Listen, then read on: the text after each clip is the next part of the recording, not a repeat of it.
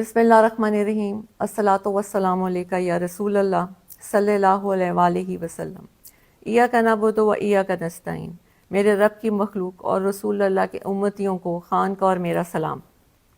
آج میں خان کا ایک پیغام دینے آپ کے سامنے آئی ہوں۔ خان نے پورے پاکستان کی عوام سے اپیل کی ہے کہ 24 نومبر کو وہ سب بچہ اس احتجاج کا حصہ بنے۔ یہ صرف ایک خان کی جنگ نہیں ہے، یہ آپ سب کی، یہ ملک کی حقیقی آزادی کی جنگ ہے۔ اس میں خان نے ہر طبقے سے تعلق رکھنے والے انسان کو اس میں شرکت کی دعوت دی ہے۔ اس میں کسانوں کو کہا ہے، اسٹوڈنٹس کو کہا ہے، ٹیچرز کو کہا ہے، ہیومن رائٹس والوں کو کہا ہے، رکشے والوں کو کہا ہے۔ یہ نہیں کہ خان نے کہا ہے کہ ہر طبقہ، ہر بچہ اس احتجاج کا حصہ بنے تو انشاءاللہ کامیابی ہمارا مقدر ہے۔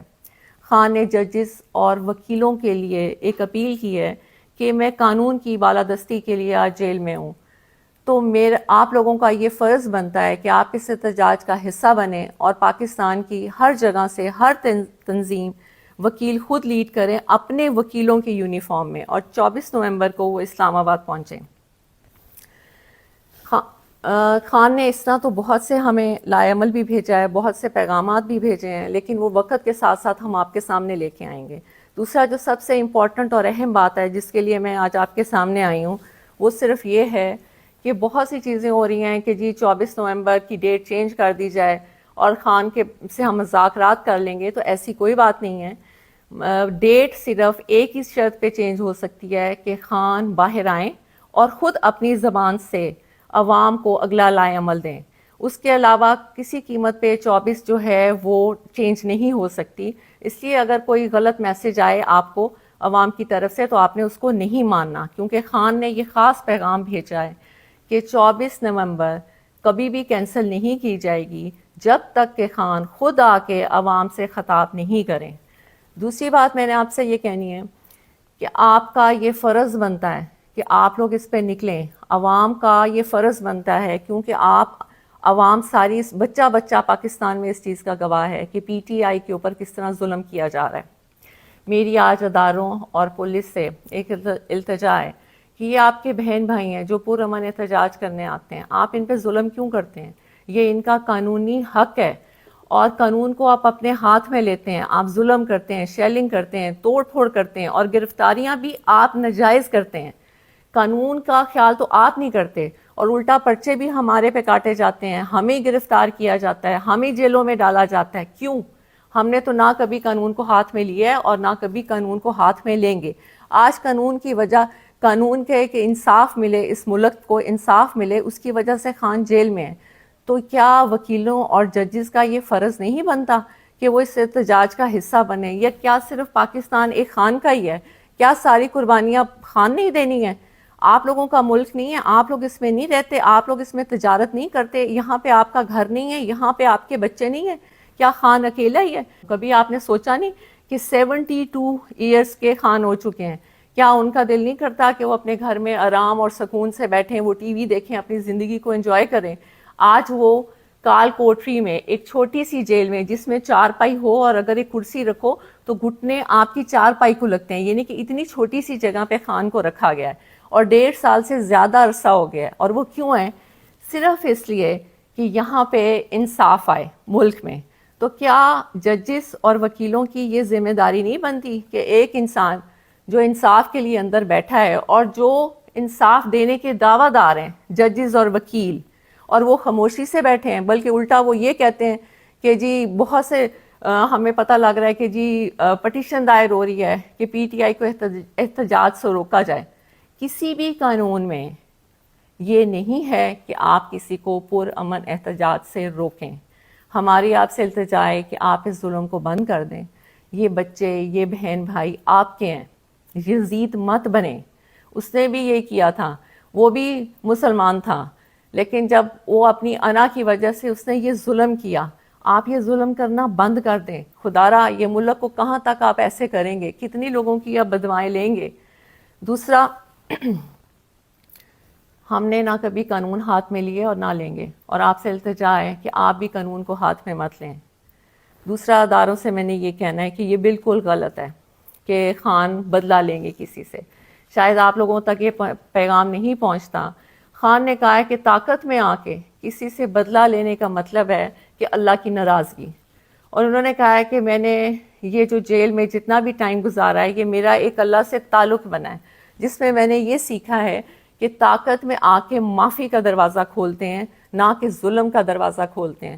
تو جو بھی یہ آ کے پیغام باہر دے رہا ہے کہ خان تو غصے میں ہے، خان آئے گا اور خان بدلہ لے گا، آج پورے عوام کے سامنے میں یہ آپ کو کلیئر کر دوں کہ یہ سب جھوٹی باتیں ہیں۔ خان نے ہمیشہ یہ کہا ہے کہ نہ میں نے بدلہ لینے کا کبھی سوچا ہے اور نہ کبھی میں بدلہ لوں گا، کیونکہ بدلہ لینا نہ اللہ کو پسند ہے اور نہ ہی انسان کو خاص طور پہ طاقت میں آ کے بالکل بدلہ نہیں لینا چاہیے۔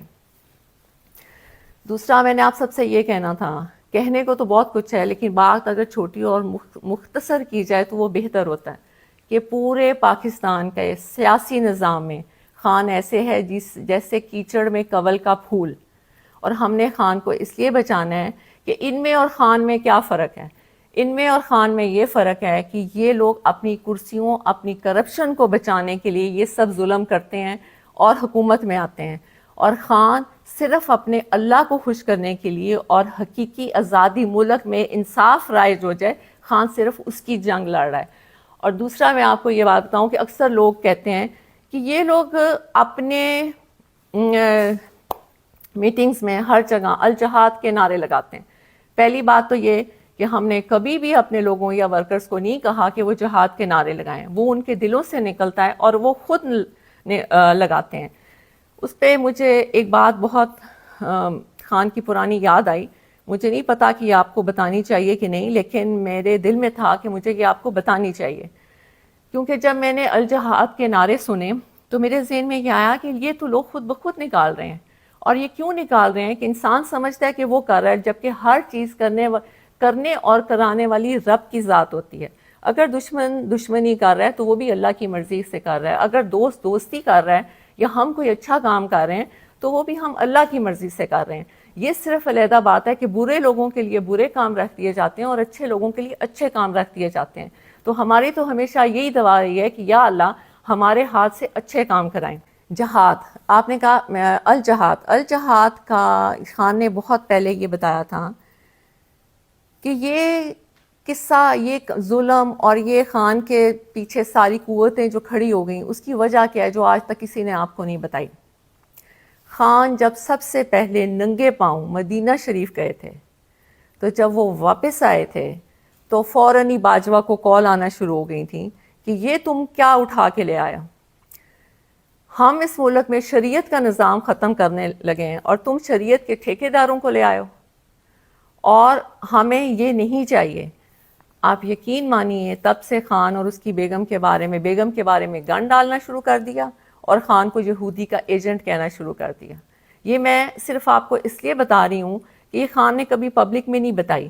اگر یہ بات غلط ہو تو پھر آپ باجوہ اور اس کی فیملی کو پوچھیں، کیونکہ باجوہ اور باجوہ کی فیملی نے یہ باتیں کسی کو بتائی تھیں جو خان تک پہنچی تھیں۔ بعد میں کیونکہ آپ کو پتہ ہے کہ جب آپ اقتدار میں ہوتے ہیں تو ویسے بھی آپ کے جو ادارے ہوتے ہیں وہ آپ کو بہت سی رپورٹس دیتے ہیں، انہوں نے بھی خان کو یہ بتایا تھا کہ اصل کہانی یہ ہے کہ خان کو اس چیز کی سزا دی جا رہی ہے کہ وہ آپ کے ملک کے لیے، حقیقی آزادی کے لیے، انصاف کے لیے اور ننگے پاؤں مدینہ شریف کی سرزمین پہ جو وہ چلے تھے، یہ ان کو اس کی سزا دی جا رہی ہے۔ اب آپ نے فیصلہ کرنا ہے کہ کیا آپ نے خان کی عزت اور ملک کی آزادی کے لیے نکلنا ہے یا نہیں نکلنا، کیونکہ ہر دفعہ اللہ موقع نہیں دیتے۔ خان نے آپ کو بہت دفعہ یہ بات کہہ دی ہے کہ جیسا انسان ہوتا ہے اس کے اوپر ویسا ہی حکمران ہوتا ہے، اور پوری دنیا میں آپ کو بہت اچھی طرح پتہ ہے کہ پوری دنیا میں اس وقت کی موجودہ حکمران کو کیا سمجھا جاتا ہے۔ تو اب فیصلہ آپ کے ہاتھ میں ہے۔ خان کی جو اپیل تھی وہ میں نے آپ تک پہنچا دی۔ بہت شکریہ۔ صلی اللہ علیہ وسلم۔ اللہ حافظ۔